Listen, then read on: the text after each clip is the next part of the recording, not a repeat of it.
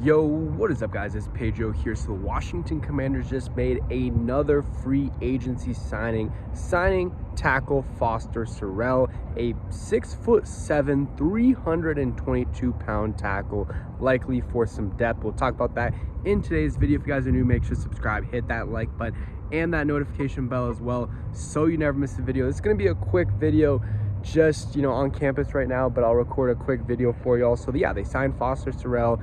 It was, right in the middle of, there was a press conference, Jacob Martin, who the Commanders just signed last week, defensive end. So after I talk about Foster Sarell, I'll quickly talk about some of the press conferences today. But yeah, Foster Sarell, a undrafted free agent, signing from the Chargers, I believe. He's been in the league for 3-ish years and hasn't had many starts. I believe he has had a few starts, but is a depth guy.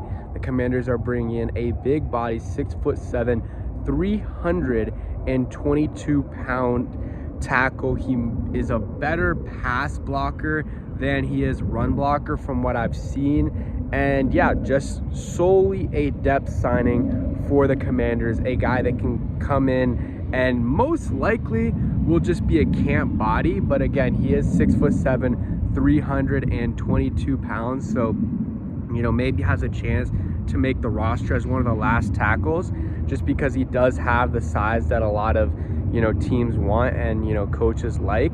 So my guess, though, like I said, is he comes in, he's in camp, in OTAs, and probably is in one of the first wave of cuts. Maybe he could make the undrafted, or he could make the practice squad. And sorry, there's a motorcycle speeding by real quick. But yeah, that's my thoughts on Foster Sarell. If you're a Chargers fan, if you know anything more about him, let me know below in the comments section. But I think it's a solid signing for the Commanders. Just bring in some depth. There's nothing much more about that. I don't feel one way or the other, like really good or really bad about this signing. Press conference wise, Jacob Martin said, he played for the Bears last year. He, liked what the Commanders were building. He could sense it from their energy that they had, when they played them in the Hail Mary and everything.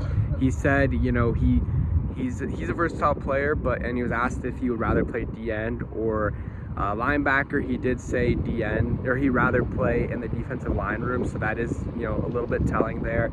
And that's what I thought they signed him for, but has that versatility, so can play a little bit of outside linebacker for them as well.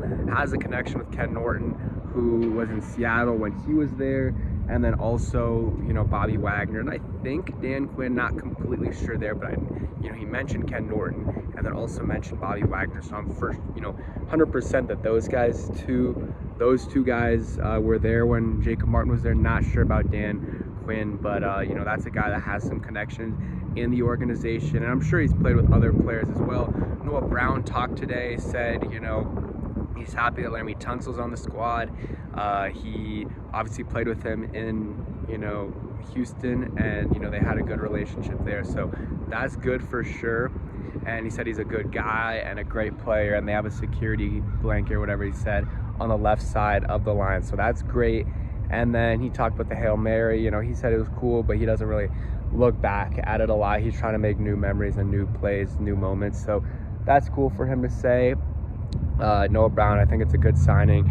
Re-signed, the Commanders made wide receiver 3 probably for them this year, but he had a really solid year last year. He really did, before he had that kidney injury. He said he got cleared like 2 weeks ago from the kidney, so that is good at least, and he should be fully good to go for the start of the offseason. So once OTAs start, he'll be there, good to go. I think the Commanders could still add another vet receiver, maybe like a Elijah Moore type, but the receiver room is filling out. They have Terry, Debo, Noah Brown, and then you got Luke McCaffrey, you got KJ Osborne, who don't really care about that much.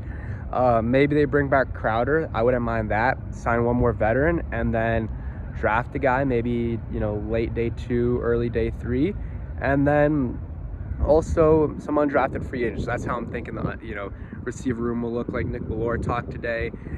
Great special teams player last year. I'm happy they re-signed him. 2-year deal.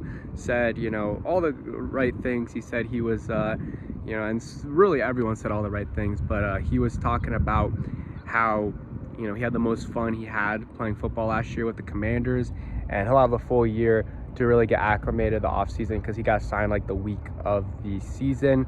And he said, you know, he signed a 2-year deal because he wants his son, I don't know if he has more than one kid, but he said specifically his 4-year-old son, to remember him playing. So I thought that was cool. And then I'm trying to think, Noah Brown, yeah, I basically said everything from Noah Brown and Jacob Martin, but Deebo Samuel likely wearing number 1 for the Commanders, pretty much confirmed there. We'll see. I probably would guess Noah Igbenogany wears 19 for them. And yeah, that's kind of it for today's video. Also recorded a week 1 free agency recap, so go ahead and watch that. Thanks for watching. Hope you guys enjoyed, and peace.